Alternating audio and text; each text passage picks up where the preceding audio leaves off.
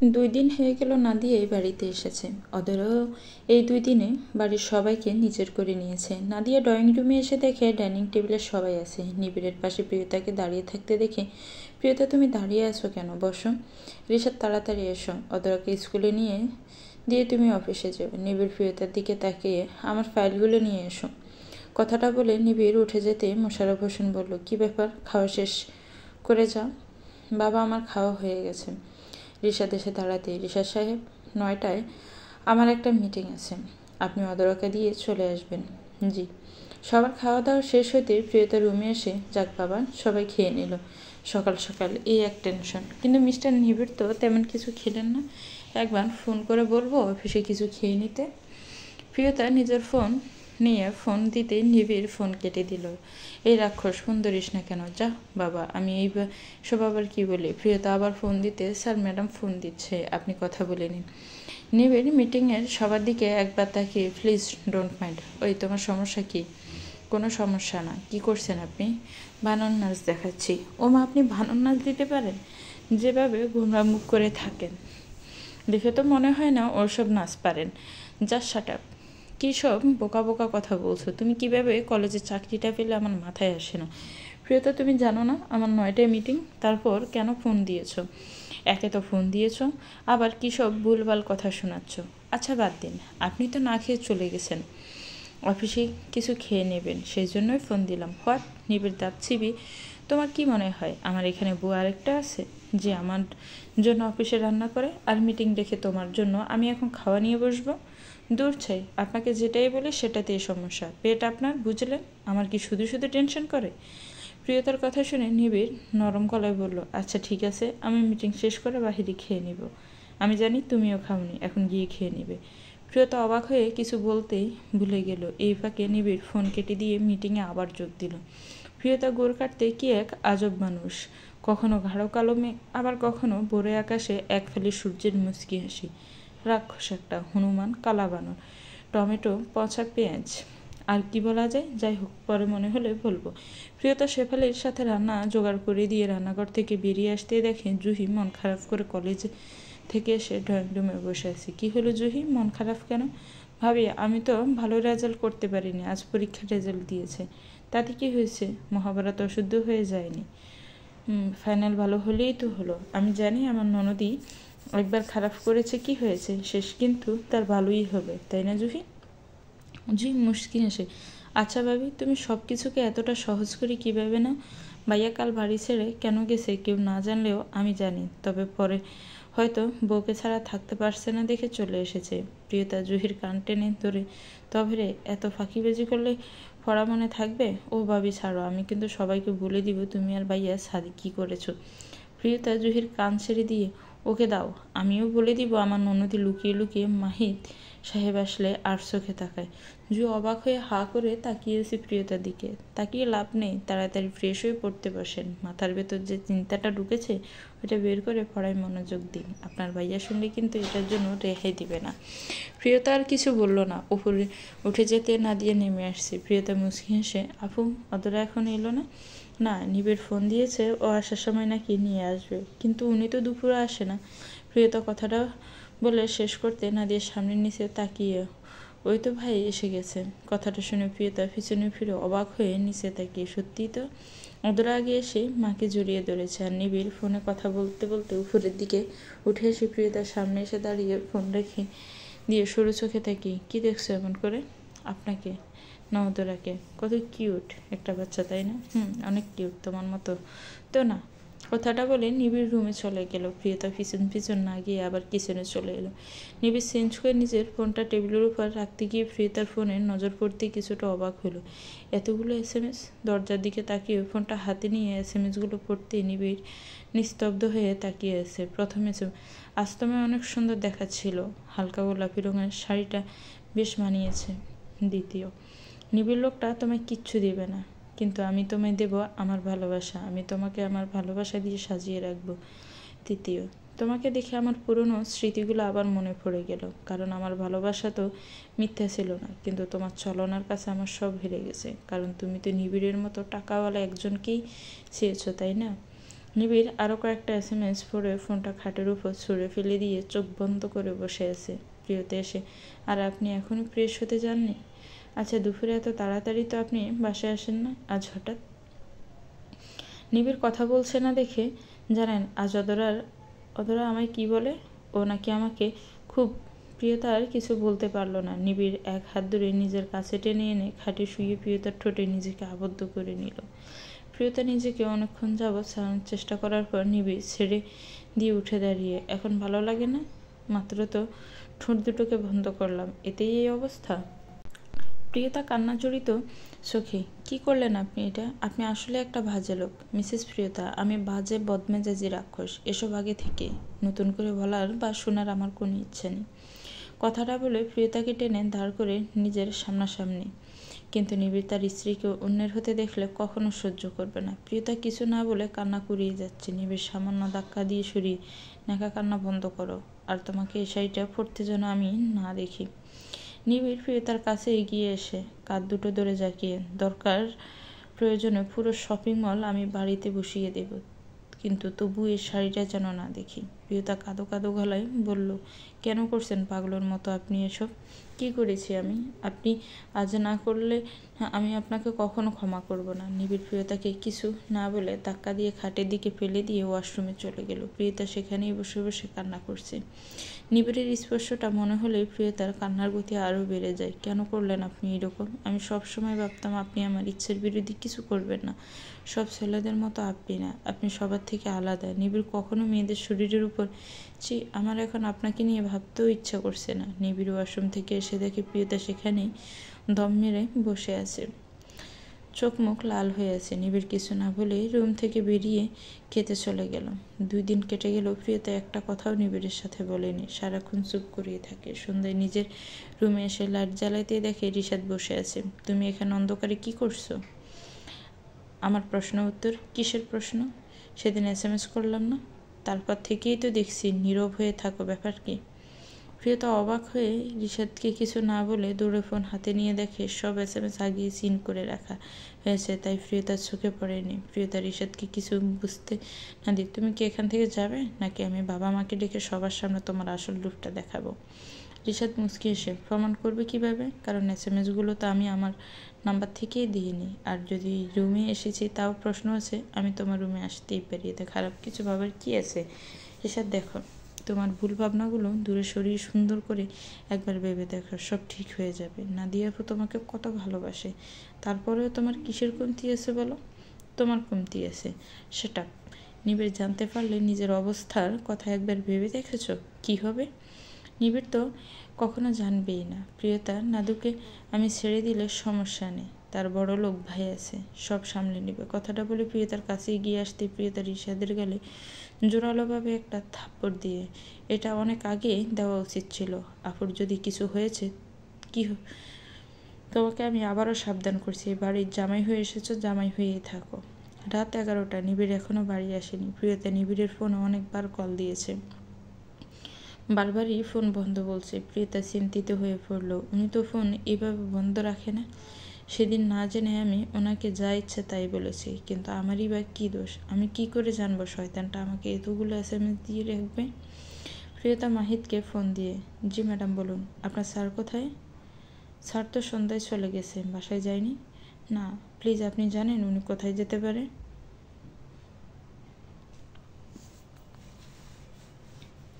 Madam, আমি কিছুই জানি না, আমি খবর নিয়ে দেখছি উনি কোথায় আছেন।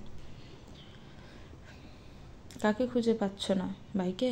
প্রিয়তা ফোন রেখে পিছনে ফিরে, আপু দেখো না, তোমার ভাই সেই সকালে বাহিরে গেছে, এখনো আসেনি। কিন্তু উনি তো এমন করে থাকেন না। নাদিয়া প্রিয়তার কাঁধে হাত রেখে, ভাই আজ আসবে না প্রিয়তা। প্রিয়তা একটু অবাক হয়ে, কেন আসবে না? তুমি তার জীবনে নতুন, তাই এখনো কিছু জানো না। ভাই এমনই, কাউকে নিজের কষ্টটা বুঝতে দেয় না, সবসময় নিজেকে সবার থেকে আড়ালে রাখে। চলো তোমাকে দেখাবো, কারণ এটা আমার দায়িত্ব। ভাই যেখানে আছে চলো তোমাকে নিয়ে যাই। কথাটা বলে প্রিয়তার হাত ধরে টেনে নিচে নিয়ে। বাবা মা তোমাদের হলো?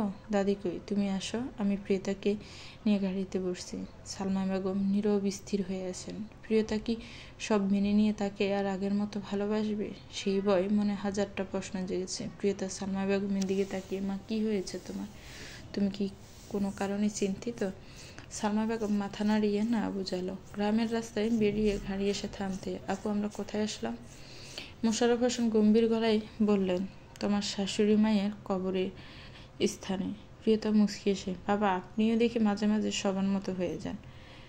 আপনি মাকে সামনে রেখে এখনই মেরে ফেলতে চান নাকি? সালমা বেগম ভারী গলায় বলল, তোর শ্বশুর ঠিক বলেছে মা। কথাটা বলতেই দুজন লোক এসে, বড় সাহেব আপনাকেও এতক্ষণ আসার সময় হইল? ছোট সাহেব সেই সন্ধ্যায় আইসা পড়ছে। বড় মা আপনি কেমন আছেন? অনেকদিন পর আপনি আইলেন। চাচা এবার থেকে সব সময় দেখতে পাবেন। চাচি আপনি কেমন আছেন? এই তো বেশি ভালো নাই, তবে এখন খুব ভালো আছি। নিবিড়ের দাদি গাড়ি থেকে নেমে, তোমরা কি এইখানেই সব ভুইলা ফেলবা? চলো ভেতরে যাওয়া যাক। সালমা বেগম কিছু না বলেই চুপচাপ ভেতরে চলে গেলেন। চাচি আপনাদের ছোট সাহেবের বউ মাশাআল্লাহ অনেক সুন্দর, কিন্তু ছোট সাহেব বিয়া করলো আর আমাগরে একটু জানালো না? চাচি কেউ জানে না, তবে এখন থেকে জানবে। প্রিয়তা, এনারা এই বাড়িতে আছেন 30 বছরের বেশি হবে। আমার চাচা চাচি বলেই ডাকে। প্রিয়তা সব কিছু যেন গোলমেলে হয়ে যাচ্ছে। কি থেকে কি হচ্ছে কিছুই বুঝতে পারছে না। বাড়ির ভিতরে ঢুকে একটু অবাক হলো। ঠিক যেন একটা রাজবাড়ি, দোতলায় ভবন, কিন্তু কেমন যেন সব অদ্ভুত। প্রিয়তা ওই দিকে সেদিক তাকিয়ে দেখছে, হঠাৎই করিমের বউ, যাকে নাদিয়া চাচি বলে ডাকলো, এসে, বৌমা আপনি ছোট সাহেব রে খুঁজতেছেন? চলেন আমার লগে, উনি উপরের ঘরে আছে। প্রিয়তা চাচির পিছন গিয়ে একটা রুমের সামনে দাঁড়াতেই, এই রুমেই আছে, আপনি যান, আমি সবার জন্য খাবারের ব্যবস্থা করছি। প্রিয়তা রুমে এসে দেখে নিবিড় একটা ছবির দিকে তাকিয়েছে। নিজের চোখের পানিগুলো ওই ছবির গ্লাসের উপর পড়ছে। বাবা, এই রাক্ষস আবার কাঁদতেও জানে নাকি? প্রিয়তা এসে সামনে দাঁড়াতে নিবিড় তড়িঘড়ি করে চোখ মুছে দাঁড়িয়ে, তুমি এইখানে? আসলে আমি বুঝতে পেরেছি আপনি অনেক কষ্টে আছেন, কারণ আপনাকে আমি কখনো কাঁদতে দেখিনি। আজ আপনার চোখে পানি? নিবিড় ধমকিয়ে রাগী স্বরে বলল, এনাফ। আজকের দিনে আমি কারো কাছ থেকে সহানুভূতি চাই না। আর তোমাকে এখানে কেন এনেছে? Get out now, get out. Priyota কাঁদো কাঁদো গলায়, আপনি এমন করছেন কেন? আমি বুঝতে পারছি আপনার কষ্টটা। না বুঝতে পারোনি, সবাই দূর থেকে শুনিয়ে যায়। আমি বুঝতে পেরেছি, আমি কষ্ট জানি। আসলে কেউ জানে না, কেউ বুঝে না।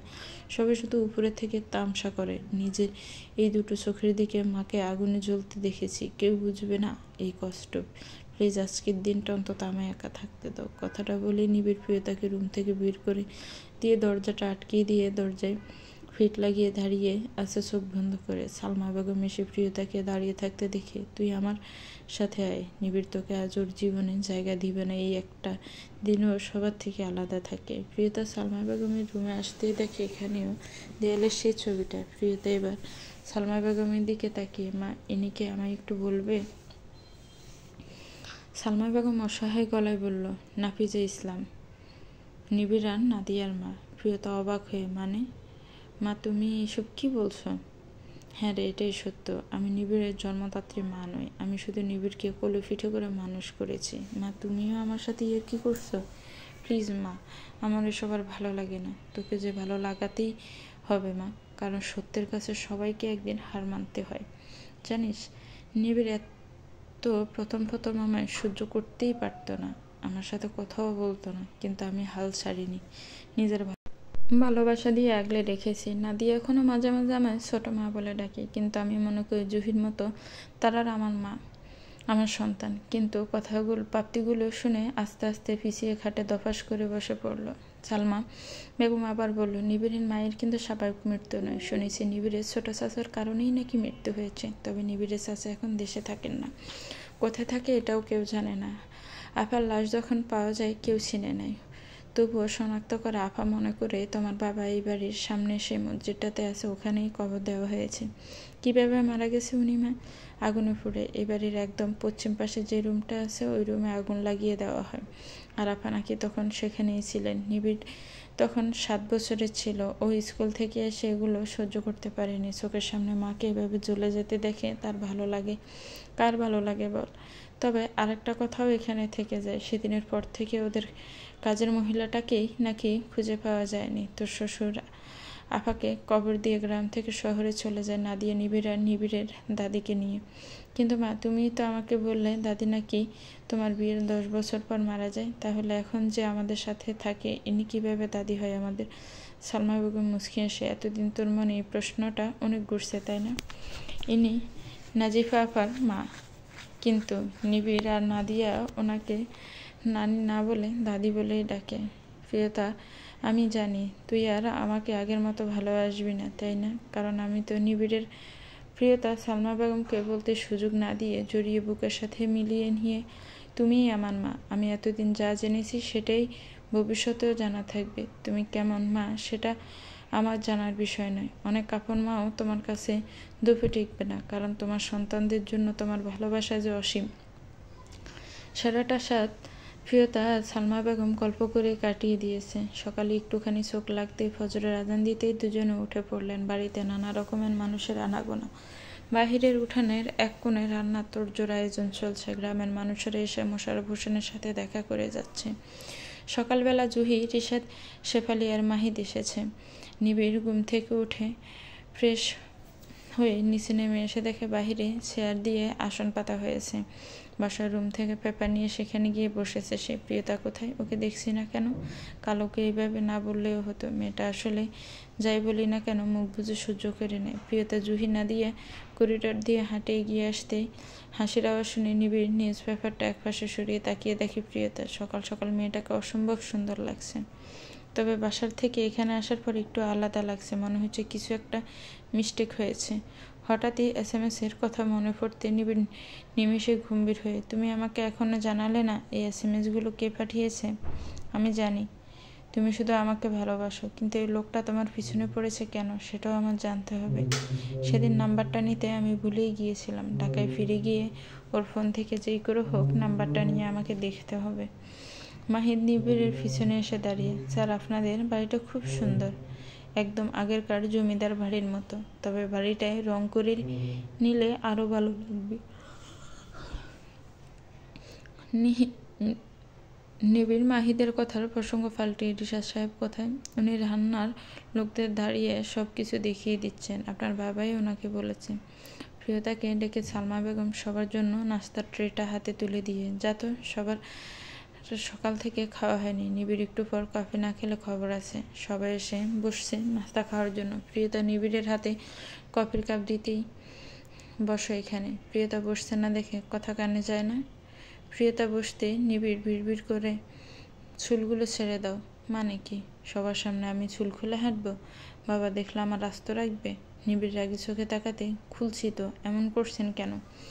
প্রিয়তা চুল ছেড়ে দিতেই, এবার মাথায় ওড়না দাও, যেন বোঝা না যায়। ওহো, কি আজব প্রাণী আপনি। নিবিড় কফিটা শেষ করে, রুমে চলো। মানে? তোমার জানতে ইচ্ছে হলো না আমি কোন প্রাণী? সেদিন যেহেতু বুঝতে পারোনি আমি কোন প্রাণী, আজ বুঝিয়ে দিব চলো। আপনি আসলে একটা রাক্ষস। নাদিয়া চোখ পড়তে, কি রে ভাই, দুজনে মিলে কি এত ফুসুর ফুসুর করছিস? আমাদেরকেও বল, একটু শুনি। আপু, প্রিয়তা বলতে চাইছে আজ সন্ধ্যায় সে সবাইকে রান্না করে খাওয়াবে, কিন্তু লজ্জায় বলতে পারছে না। আমি এই কথা কখন বললাম? এই কি, তুমি ভুলে গেলে? মাত্রই তো বললা।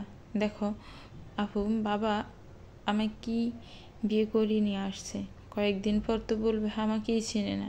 আমি কে? রিশাদ নিবিড় আর প্রিয়তার এসব দেখে শুধু গম্ভীর মুখে তাকিয়ে দেখছে। আপনি আমার সাথে এসব কী করছেন? আপু সত্যি বলছি, আমি এই কথা বলিনি।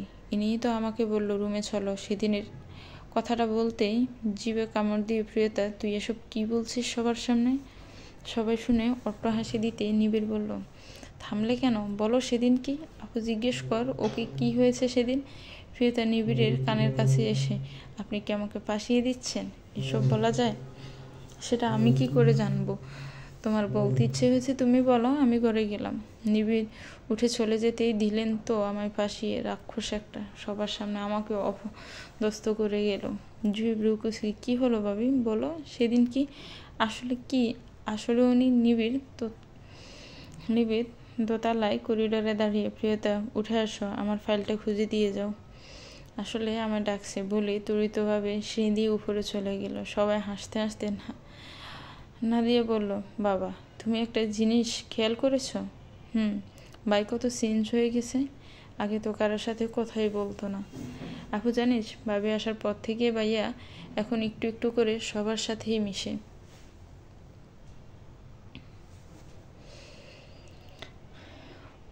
প্রিয়তা আসতে তোমার ভিতরে কোনো কিছু আটকে রাখতে পারো না, তাই না? আমি কি করলাম? আপনার কারণেই তো সব হলো। তোমার মাঝে কোনো গভীরতা নেই। আসলে আমি ভুল ভেবেছিলাম। আমি ভাবতাম প্রিয়তার গভীরতা অনেক। আর মুখটাও তো একটু বন্ধ রাখতে পারো, তাই না? প্রিয়তা কথাগুলো শুনে নিচের দিকে তাকিয়ে আছে আর বিড়বিড় করে বলছে, সারাক্ষণ শুধু বকাঝকা করে, একটু ভালোবাসলেই তো পারে, তা না খালি রাগ দেখাবে। নিবিড় সামনে এসে দাঁড়িয়ে ওড়নাটা মাথা থেকে সরিয়ে, এটা সবার সামনে দিতে বলেছিলাম। তুমি জানো, চুল বাঁধা থাকলে আমার কাছে মনে হয় তোমার রূপে একটা কিছু মিস্টেক। তোমাকে খোলা চুলেই সুন্দর দেখায়। প্রিয়তার মুখ হাসি হাসি দেখে নিবিড় এবার গম্ভীর গলায় বলল, তাই বলে সারাদিন পেতনির মতো চুল ছেড়ে রাখতেও বলিনি। কি? আমি পেতনি? আমি আর এখানে থাকবই না। কথাটা শুনে নিবিড় মুচকি হেসে প্রিয়তার পিছন থেকে হাত টেনে ধরে নিজের সামনে এনে আস্ত করে কানের কাছে চুমু দিয়ে, রাগ ভেঙেছে? প্রিয়তা মাথা নাড়িয়ে হা বুঝালো। খাটের উপরে একটা প্যাকেট আছে, একটা শাড়ি আর কিছু জুয়েলারি। দুপুরের আগেই পরে নেবে, কারণ দুপুরে অনেক লোক আসবে আর আমি চাই নিবিড়ের বউয়ের প্রশংসায় সবাই মেতে উঠুক। আপনি কি বউ বাজারে তুলবেন, নাকি যে গ্রামের সবাইকে দেখাতে হবে? প্রিয়তাকে পিছন থেকে জড়িয়ে ধরে, আমি সবাই বলতে বুঝেছি আমার ফুফুরা, কাজিন, অন্য কাউকে নয়। ওকে, এবার যাও, আমার অফিসের কিছু কাজ আছে, সেগুলো শেষ করেই আমি আসছি। রিশাদ নিজের রুমে এসে থমথমে হয়ে বসে আছে। অদরা খাটে বসে খেলছে আর নানান কথা জিজ্ঞেস করছে, কিন্তু রিশাদের সেই দিকে কান নেই। নাদিয়া, সে কি হলো? মেয়েটা তোমার সাথে কথা বলছে আর তুমি অন্যমনস্ক হয়ে আছো। কিছু হয়েছে রিশাদ? না, সরি, আসলে আমি খেয়াল করিনি। তুমি কি কিছু নিয়ে চিন্তা করছো? হ্যাঁ, না, কই না তো। নাদিয়া কিছুক্ষণ চুপ থেকে, আমি জানি তোমার কিছু হয়েছে। খারাপ কিছু হলে আমাকে জানিয়ে ও প্লিজ। নানা রকম খাবারের আয়োজন করা হয়েছে নিবিড়ের বাড়িতে। এতিমখানার বাচ্চাদের নিমন্ত্রণ করা হয়েছে, সাথে আত্মীয় স্বজনদের। মোশাররফ হোসেন চাইছেন প্রিয়তাকে সবার সাথে পরিচয় করিয়ে দিতে। নিবিড়ের চার ফুফু, চাচা চাচি মিলে সবাই এসেছে, শুধু তার ছোট চাচাই নিখোঁজ, তাই তিনি নেই। বাকিরা নিচে বসার ঘরে আড্ডা জমিয়েছে। সালমা বেগম আর মোশাররফ হোসেন এসে, আজ তোমাদের জন্য একটা বড়সড় সারপ্রাইজ আছে।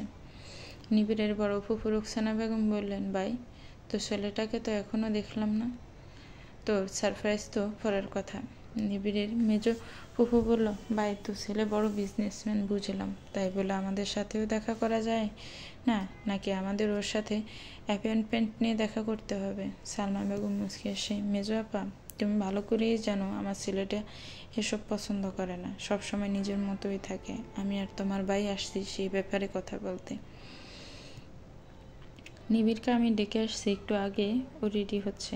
তোমার যে সারপ্রাইজ দেওয়ার কথা বলেছে সেটা দেখার জন্য তো ওয়েট করতে হবে, তাই না? সবাই চুপ করে আছে। কিছুক্ষণ যেতেই নিবিড় সাদা পাঞ্জাবি পরে নেমে এসে, কেমন আছো সবাই? বড় ফুফুর কাছে এগিয়ে এসে সালাম করে, বছরেরই একটা দিন তোমাদের সবাইকে কাছে পাই। সবাই নিবিড়ের সাথে কথা বলতে বলতে হঠাৎ খেয়াল করলো সাদা শাড়ির মাঝে গোল্ডেন কালারের ফাড়ি, গায়ে সোনার গহনা একটা মেয়ে নেমে এসে মোশাররফ হোসেন আর সালমা বেগমকে সালাম করলো। দাদিকেও সালাম করতে, কিরে পিউ, আইজ দেখি তোর সান্দের লাহান লাগতেছে। আমার নাতি দেখলে তো চোখই ফিরাইব না, দেওলা হইয়া যাইব। দাদি, তোমার নাতি তো দেওয়ানা হবে না, কারণ সে তো আমার দিকে একবারের জন্য চোখ দেয় না। ওই যে দেখো, সবার সামনে থেকেও কিভাবে কথা না বলে চুপচাপ হয়ে একপাশে বসে ফোন টিপছে, মনে হচ্ছে ফোনই তার ঘরের বউ। নিবিড়ের দাদি হা হা করে হাসি দিয়ে, আচ্ছা আমি ওরে পাইলে পরে বকি দিমুনি, তুই সবাইরে যাইয়া সালাম খান কইরা ফেল। সবাই কেমনে ছাইয়া আছে। প্রিয়তা সবাইকে সালাম দিয়ে দাঁড়াতে মোশাররফ হোসেন প্রিয়তার কাঁধে হাত রেখে, তোদের সারপ্রাইজ, আমার ঘরের লক্ষ্মী। নিবিড়ের বড় ফুফু দাঁড়িয়ে, লক্ষ্মী মানে? ভাই তুমি এসব কি বলতেছ? আমি ঠিক বলছি, ও নিবিড়ের বউ। সব অবাক হয়ে, নিবিড় বিয়ে করলো কবে? আমরা কেউ জানি না, নাকি তোমরা আমাদের জানানোর প্রয়োজন মনে করেনি? নিবিড় কিছু না বলে চুপচাপ নিচের দিকে তাকিয়ে ফোন টিপেই যাচ্ছে। নিবিড়ের ছোট ফুফু এবার চুপ করে থাকলো না, তিনিও দাঁড়িয়ে, ভাই মেয়ের বংশ পরিচয় কি? বাবা কি করে? নিবিড়ের মতো বড় বিজনেস, নাকি ডাক্তার, ইঞ্জিনিয়ার? মোশাররফ হোসেন বন্দির কি বলবে বুঝতে পারছে না। সবাই এখন একে একে দাঁড়িয়ে প্রশ্ন করতে শুরু করলো মোশাররফ হোসেনকে। তিনি ওর থেকে এর মুখের দিকে তাকিয়ে আছে। তিনি জানতেন প্রিয়তাকে নিয়ে সবাই আঙ্গুল তুলবে, তাই তিনি এতদিন বাড়িতেও গোটা করে কাউকে কিছু বলেনি। মোশাররফ হোসেন চেয়েছিলেন যেদিন নিবিড় মন থেকে এসে বলবে বাবা প্রিয়তাকে সবার সামনে আনা দরকার, সেদিনই তিনি আনুষ্ঠানিকভাবে নিয়ে আসবেন। কারণ তিনি বিয়ের পর ভোর রাতে নিবিড়ের বলা সব কথাই শুনেছিলেন। ফজরের নামাজ আদায় করে তিনি যখন মসজিদ থেকে ফিরছিলেন, তখন নিবিড় বলছিল, আমার পরিচয় আপনি কারোর সামনেই দিতে পারবেন না, এখন সবার সামনে নাটক করার বিষয়টাও। কিন্তু আজও কি নিবিড় চুপ করে থাকবে? প্রিয়তা কি সত্যিই আমার ছেলের মনে কোনো জায়গা তৈরি করতে পারেনি? ভাই তোমার মুখে কি কোনো কথা নেই? বড় বোনের কথা শুনে হক চুকিয়ে ওঠে, দেখ তোরা সবাই মিলে যেভাবে শুরু করেছিস সেটা ঠিক নয়। মেয়েটা যেখান থেকেই আসুক না কেন, ও এখন নিবিড়ের বিয়ে করাবো, আমার ঘরের লক্ষ্মী। তোরা জানিস না আমার ঘরের লক্ষ্মী শিক্ষিত এবং আত্মমর্যাদার অধিকারী, নিজে কষ্ট ফেলেও সবাইকে হাসি মুখে ভালোবেসে যায়। ভাই এ যুগে ইমোশনাল দিয়ে চলে না। আমার তো মনে হয় নিবিড় এই মেয়েকে মোটেও পছন্দ করে না। আমি অনেকক্ষণ থেকেই খেয়াল করছি, মেয়েটার দিকে তো নিবিড় চোখেও একবারও তাকায়নি, আর যা সেজেছে ভূতের মতো। ভাই এসব সাজ নিবিড়ের মায়ের কালেই চলে এসেছে, এখন আর না। আমাদের নিবিড় যেমন স্মার্ট, তারও দরকার ছিল একটা মডার্ন মেয়ে, যে কিনা নিবিড়ের সাথে ভালো মানাতো। কথাগুলো শুনে প্রিয়তা নিচের দিকে তাকিয়ে কাঁদছে আর বারবার নিজের চোখের পানিগুলোকে মুছে নিচ্ছে। Enough is enough. তোমাদের কাছ থেকে আমি মডার্ন মেয়ে চেয়েছি? তোমরা সবাই মিলে একটা মেয়ের পিছনে পড়েছো কেন? হ্যাঁ, ও অন্য টাইপের চলাফেরা করে, ওর মাঝে কোনো আধুনিকতা নেই কোনো আভিজাত্যের অহংকার, কিন্তু যথেষ্ট বুদ্ধিমান এবং সে হাজার ডাক্তার ইঞ্জিনিয়ার তৈরি করেই এসেছে। তোমরা কি বলেছিলে তখন? ওর বাবা ডাক্তার, ইঞ্জিনিয়ার নাকি বিজনেসম্যান? ওর বাবাই নেই। ওর ফ্যামিলি আমাদের ফ্যামিলির মতো নয়, এটা ঠিক, কিন্তু সেই ফ্যামিলিটা এতটাও খারাপ নয়।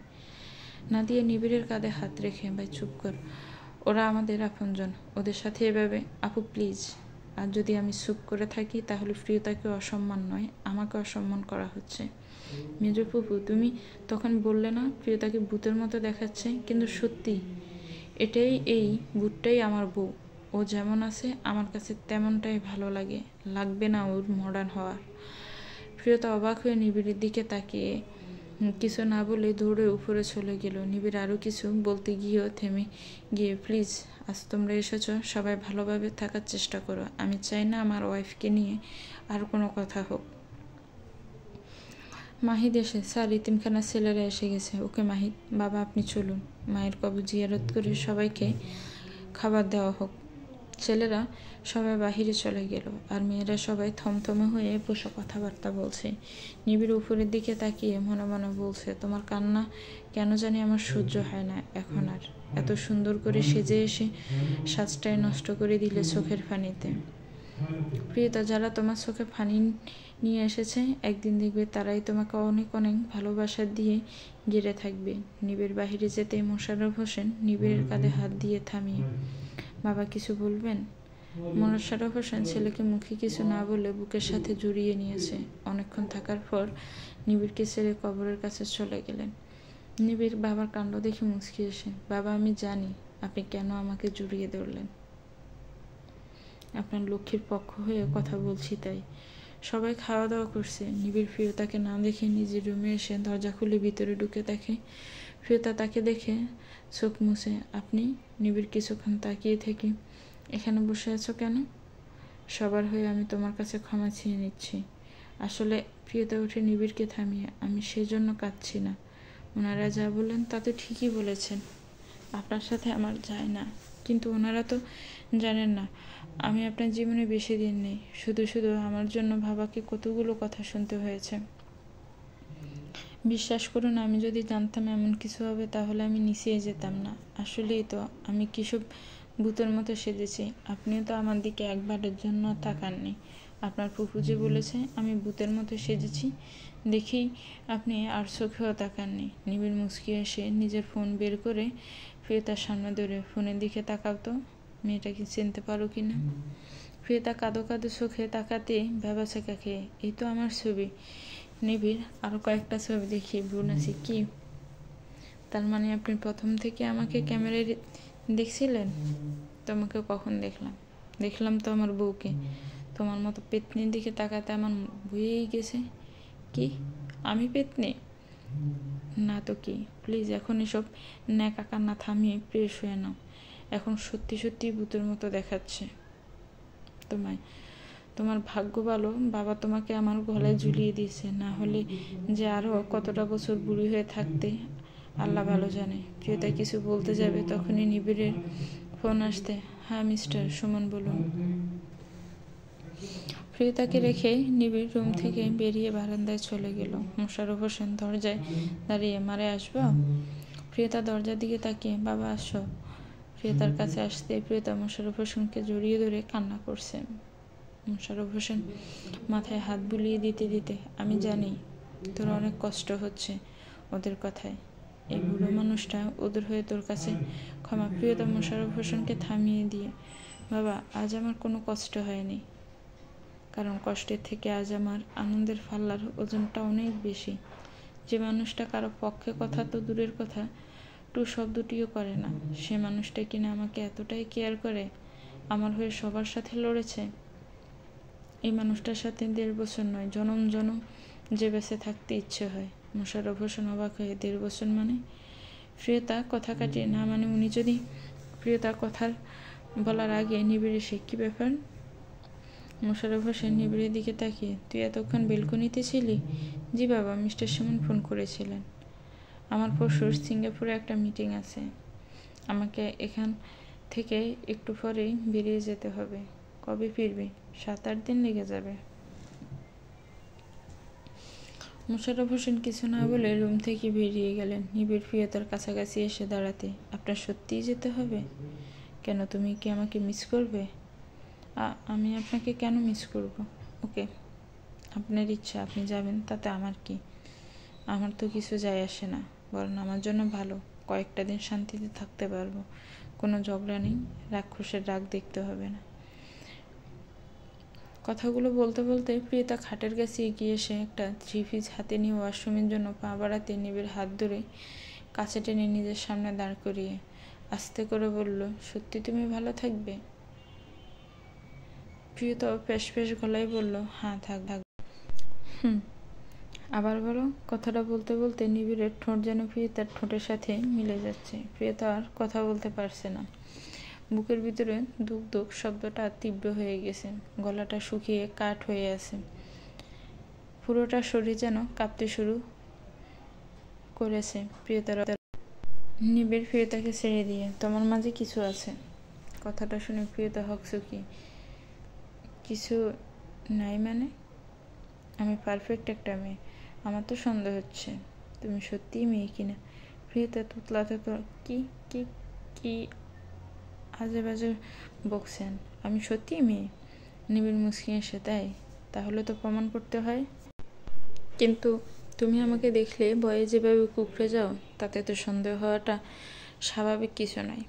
দেখুন, হ্যাঁ এটা ঠিক, আপনি আমার কাছে আসলে আমার কেমন জানি লাগে। কেমন লাগে?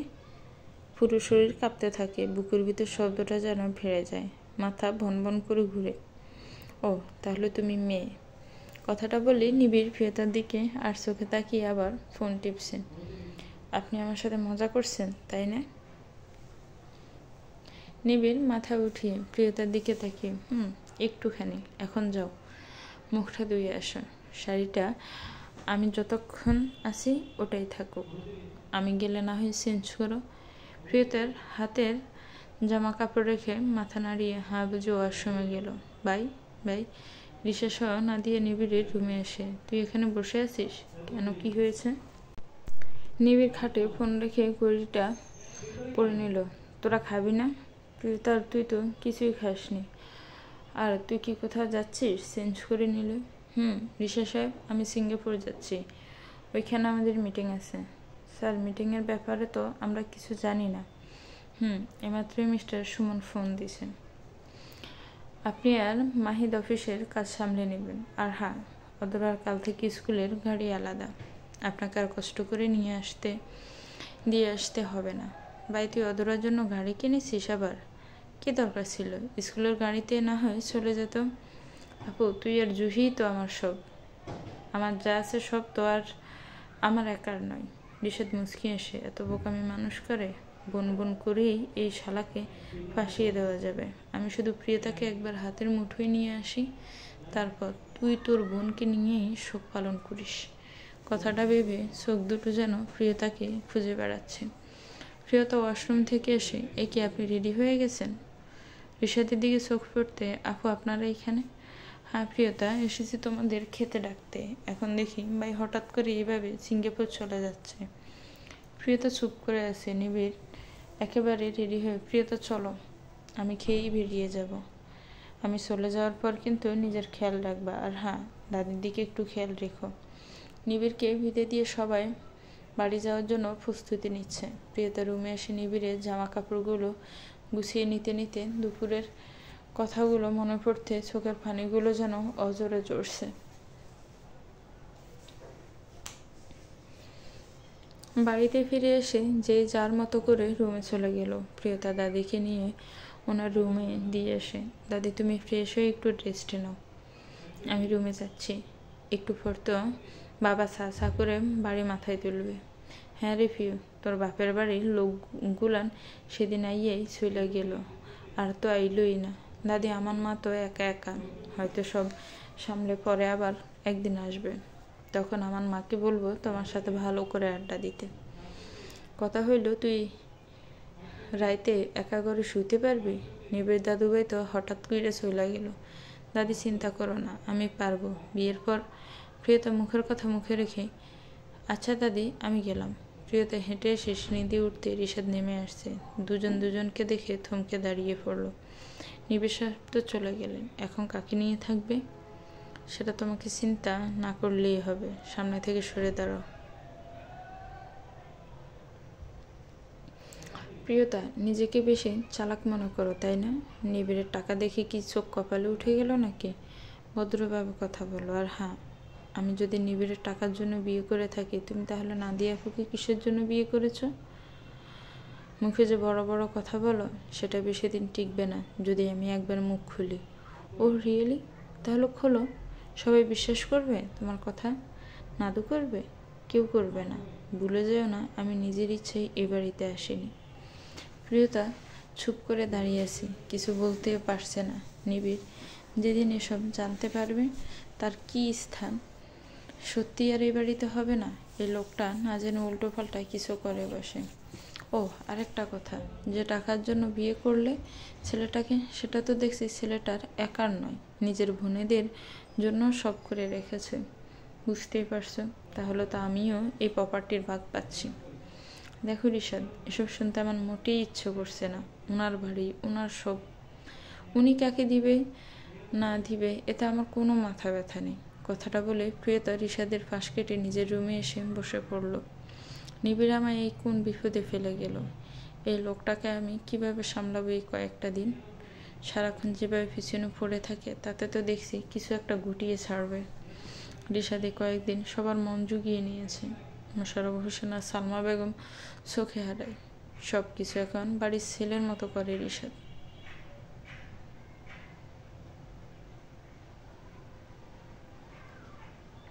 নিবিড় চলে যাওয়ার 2 দিন পার হয়ে গেল। রিশাদ প্রিয়তার সাথে তেমন কিছু আর বলেনি। রিশাদের মনে এখন একটা কথা গুড়গুড় করে, সেটা হলো নিবিড়ে যাওয়ার আগে শেষ কথাগুলো। তার মানে নিবিড় বোনদের নামই সব কিছু করে যাচ্ছে। ব্যাংকের টাকা এখন না দিয়ে নিজের ইচ্ছে মতো খরচ করতে পারে। নিবিড় যেই ব্যবস্থাই করে দিয়ে গেছে। প্রিয়তা, তুমি এখনও রেডি হওনি। জুহি, তুইও বসে আছিস? সালমা বেগম বসে বই পড়ছেন, কিন্তু নাদিয়ার কথা শুনে একটু অবাক হয়ে, কোথায় যাবি তোরা? মা, কাল রাতে প্রিয়তা সহ ভাবলাম শপিং করব, 2 দিন পর তো ভাই চলে আসবে, তাই প্রিয়তা ভাবছিল ভাইকে সারপ্রাইজ দিবে। কিসের? আগে শপিং করে আসি, তারপর সব বলবো, তাই না রে জুহি? কথাটা বলে নাদিয়া হাসতে লাগলো। জুহি উঠে দাঁড়িয়ে, মা, তোমার গোমরা মুখে ছেলে ভাবিকে এখনো আই লাভ ইউ বলেনি, আর আমরা প্ল্যান করেছি এবার ভারী আসলে ভাইয়ার মুখ থেকে কথাটা বের করেই ছাড়বো। আর এখন আপাতত আমরা শপিং করব, 3 জন মিলে ঘুরবো, বাইরে খেয়েও আসবো। সালমা বেগম মুচকি হেসে, আমার মনে হয় না নিবিড় এতটা সহজে আই লাভ ইউ বলবে। তোরা দেখ চেষ্টা করে। প্রিয়তা রেডি হয়ে এসে, আপু আমি রেডি। নাদিয়া জুহির দিকে তাকাতে জুহি তড়িঘড়ি করে গিয়ে রেডি হয়ে আসলো। প্রিয়তা, নাদিয়া। জুহির শপিং শেষ করে নাদিয়ার ফোন আসতে, প্রিয়তা তোমরা দাঁড়াও, আমি কথা বলে আসছি। হাতের শপিং ব্যাগগুলো প্রিয়তার হাতে দিয়ে নাদিয়া সাইডে গেল। ভাবি তুমি দাঁড়াও, আমি ওই দিকটা থেকে আসছি। কোথায় যাবে তুমি? আমার বন্ধু চীনা, ওই দেখো। আমি কথা বলেই চলে আসছি। প্রিয়তা মুচকি আসে, ওকে তাড়াতাড়ি ফিরে এসো। প্রিয়তা শপিং ব্যাগগুলো নিয়ে দাঁড়িয়ে অপেক্ষা করছে। হঠাৎই কাঁধে হালকা স্পর্শ পেতে পিছনে ফিরে তাকিয়ে, ইভা, কে রে তুই এখানে? ওই বাড়ির লোকেরা বুঝে তোকে দিয়ে ব্যাগ বহন করাতে এখানে নিয়ে এসেছে। ইভা, আসলে কি আর বলবি বল, আমাদের যা বোঝার বুঝ হয়ে গেছে। ওরা কোথায়? শপিং করছে বুঝি, তোকে এখানে দাঁড় করিয়েছে? আসলে কি বলতো, তোর সাথে ওদের যায় না, ওরা ঠিক বুঝতে পেরেছে। কিন্তু তোর বলদ শ্বশুরটা সেদিন না বুঝেই ছেলের পায়ে কুড়াল মারলো, এখন নিশ্চয় হাড়ে হাড়ে টের পাচ্ছে। এবার তুই আমার কথা তো শুনবি, তোর কি বলার আছে? আমার ভালো করেই জানা আছে তোর ন্যাকা কান্নার বানিয়ে বানিয়ে ওই বাড়ির মানুষের নামে বদনাম করবি, এছাড়া আর কী বা করবি বল? আসলে কি জানিস, ওরাও বুঝে তোর মতো অপয়াকে কোনো জায়গায় রাখতে হয়।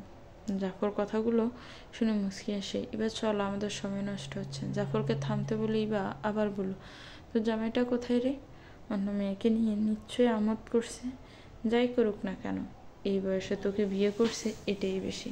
অন্তত তোর কপাল থেকে কুমারী নামটা তো ঘুরছিল। প্রিয়তা কিছু বলতে যাবে এমন সময় নাদিয়া এসে, প্রিয়তা জানো, ভাই ফোন দিয়েছে, তোমার জন্য 1 কোটি টাকার ডায়মন্ড সেট পাঠিয়েছে। এবার চোখ তো কপালে উঠে গেছে, হা করে তাকিয়েছে নাদিয়ার দিকে। ভেবেছিল তুমি বাড়িতে আছো, কিন্তু শোরুম থেকে লোক এসে তোমাকে না পেয়ে মায়ের হাতে দিয়ে গেছে। ভাই তো জানে না আমরা এখানে এসেছি। নাদিয়া কথাগুলো বলে অট্ট হাসি দিয়ে ইবা আর জাফরের দিকে চোখ পড়তে, প্রিয়তা তুমি ওদের চিনো নাকি? এবার মুচকি এসে, হ্যাঁ আমি ওর। প্রিয়তা এর আগে থামিয়ে দিয়ে, না আপু, ওদের আমি চিনি না। উনি আমাকে কিছু বলতে চাইছেন। জি বলুন, আপনি কি বলতে চাইছেন? ইবা কথাটা শুনে গম্ভীর হয়ে নিচের দিকে তাকিয়ে জাফরের হাত ধরে এগিয়ে গেল। প্রিয়তা তাচ্ছিল্যের হাসি ফুটিয়ে, 1 কোটি টাকা শুনে আমি তোর বোন হয়ে যাব এটা আমি জানতাম, কিন্তু আমি তো ওর এমন ভালোবাসা চাই না, যে ভালোবাসা টাকার জন্য বোনের পরিচয় হয়। দুপুরে খাওয়া দাওয়া করে প্রিয়তা না দিয়ে জুহি বাড়ি ফিরে এলো। প্রিয়তা 2টা শপিং ব্যাগ নিয়ে দাদির ঘরে গিয়ে, দাদি দেখো তোমার জন্য কি নিয়ে এসেছি। দাদি উঠে বসতে বসতে, তুই আবার আমার লাগি কি আনতে গেলে? 2টা শাড়ি, কিছু হাদিসের বই, তুমি যখন সময় পাবে তখনই এই বইগুলো পড়বা। প্রিয়তার দিকে করুণ চোখে তাকিয়ে, তুই সত্যি অনেক ভালা মাইয়া, আমাগো নিবিড় অনেক ভাগ্য নিয়ে তোরে পাইছে। এখনকার সময় তোর লাহান ফক্কা কন্যেল মাইয়া পাওয়া যায় না। অনেক দোয়া করি তো লাইগা, আমার নিবিড়টা যেন তোরে সারা জীবন এমন করে ভালোবাসে। কথাগুলো বলে চোখ লুকালেন শাড়ির আঁচলে। প্রিয়তা সালমা বেগমের কাছ থেকে এখনো সেটটা নিয়ে আসেনি, একটাবার দেখেও নি। সালমা বেগম দিতে চাইলো, কিন্তু প্রিয়তা প্রয়োজন হলে নিবে বলে নিজের রুমেই চলে এলো। ছাদের এক কোণে দাঁড়িয়ে দূর সীমানা ছাড়িয়ে ক্রমাগত বাতাসের স্রোতের দিকে তাকিয়েছে প্রিয়তা। রাতের অন্ধকারে ছাদের আলো, সাথে তারারা মিটমিট করে জ্বলছে, তবে বাতাসের প্রবল স্রোত প্রিয়তার ছেয়ে দেওয়া চুলগুলো এলোমেলো হয়ে বারবার উঠছে। নিবিড়ের ভালো খারাপ মিলিয়ে কথাগুলো প্রিয়তার চোখের সামনে যেন ভেসে বেড়াচ্ছে। সেদিনের SMS-এর ব্যাপারে নিবিড় তো কিছুই বলেনি, নাকি সে দেখেনি। প্রিয়তার মনে প্রশ্ন উকি দিলেও তাকে জিজ্ঞেস করার ক্ষমতা তার নেই। সিঙ্গাপুর যাওয়ার পর তো আমাকে একটাবার ফোনও দেয়নি। আসলেই কি ওনার মনে আমার জন্য একটু জায়গা হয়েছে, নাকি আমি সব ভুল ভাবছি? ছেলেরা কি সত্যি পানির মতো, যে পাত্রে রাখা হয় সেই পাত্রে আকার ধারণ করে নেই? কিন্তু আমার কেন বারবার মনে হয় মিস্টার নিবিড় সবার মতো নয়, সবার থেকে আলাদা। উনি আমাকে বুঝেন, কিন্তু না বুঝার ভান করে থাকেন। কথাগুলো ভাবতে ভাবতে দীর্ঘশ্বাস ফেলে প্রিয়তা পিছনে ফিরে চমকে ওঠে। তুমি? আমি। তুমি ছাদে একা একা, তাই ভাবলাম তোমাকে একটু সময় দিই। কি কাজটা ভালো করিনি? না করনি। প্লিজ রিশাদ, আমি তোমার কাছে হাত জোড় করে অনুরোধ করছি, তুমি যেচে পড়ে বিপদে পড়ো না। তুমি নাদিয়া আপুকে নিয়ে ভালো আছো আর ভালো থাকো। কেন শুধু শুধু নিজের জীবনকে নষ্ট করে দিচ্ছ? প্রিয়তা, বিশ্বাস করো, তোমাকে আবার দেখার পর আমার মনের কোণে যা ভালোবাসাটা কিছুদিনের জন্য চুপটি করেছিল সেটা আবার জেগে উঠেছে।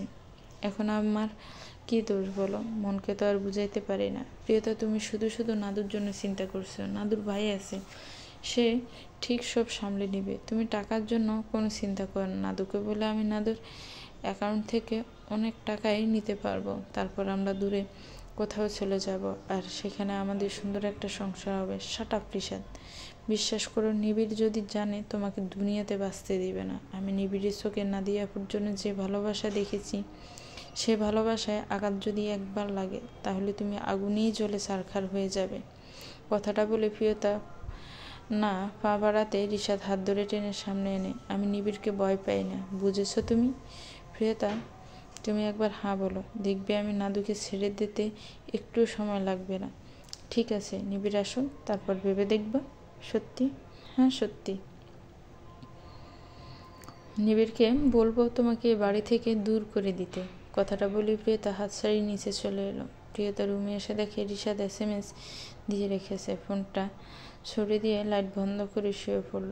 সকাল সকাল ঘুম ভাঙল কারো হাতের স্পর্শ পেয়ে। চুলগুলো মুখের ওপর থেকে সরিয়ে হাসি হাসি মুখ করে তাকিয়েছি প্রিয়তার দিকে। প্রিয়তা চোখ খুলে তড়িতভাবে উঠে বসে। আপনি? প্রিয়তা আর কিছু বলতে পারল না। নিবিড়কে জড়িয়ে ধরে আছে শক্ত করে। নিবিড় হতভম্ব হয়ে কিছুক্ষণ চুপ করে থেকে নিজেও জড়িয়ে ধরল। প্রিয়তা কাঁদো কাঁদো গলায় বলল, আপনি খুব খারাপ, খুব। নিবিড় তখনও চুপ। আপনি ছিলেন না। আমার দম বন্ধ হয়ে আসছিল এই রুমে। আমি পাগল হয়ে যেতাম আর কয়েকটা দিন গেলে। প্রিয়তার মাথা উঠিয়ে চুপ করে আছেন কেন? নিবিড় প্রিয়তার মুখের দিকে তাকিয়ে নিশ্চুপ হয়ে আছে। আচ্ছা, আপনি আমাকে তো বললেন না আজ আসবেন, এবং কি বাবাকেও না।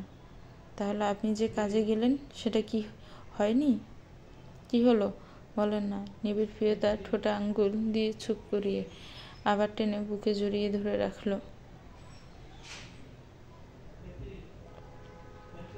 প্রিয়তার একটা কথাও বলল না। নিবিড়ের বুকে চোখ বন্ধ করে মিশে আছে। এই যেন দুজনে মিলেমিশে একাকার। কয়েকটা যুগ পার করে যেন দুজন দুজনার দেখা পেয়েছে। কোনো কবি যদি তাদের দেখত, ঠিক তখনই উচ্চারণ করত, তোমাতে আমিও হারিয়েছি শত জনম জনমেরও পরে, মনেরও গহীনের স্পর্শকাতর, যেন এক ফোঁটা পানি পেয়েছে শত শতকেও পরে। চলবে তো ভিউয়ার্স, গল্পটা কেমন লেগেছে একটি কমেন্টস করে জানাবেন। গল্পটার এই পার্ট কেমন হয়েছে একটা গঠনমূলক কমেন্টস করবেন। আর গল্পটার পরবর্তী পার্ট খুব শীঘ্রই আসবে। গল্পটা ভালো লাগলে গল্পটাকে লাইক করবেন, গল্পটাকে শেয়ার করবেন, আর আমার চ্যানেলটাকে সাবস্ক্রাইব করবেন। যারা অলরেডি সাবস্ক্রাইব করেছেন তাদেরকে অনেক অনেক ধন্যবাদ। আল্লাহ হাফিজ।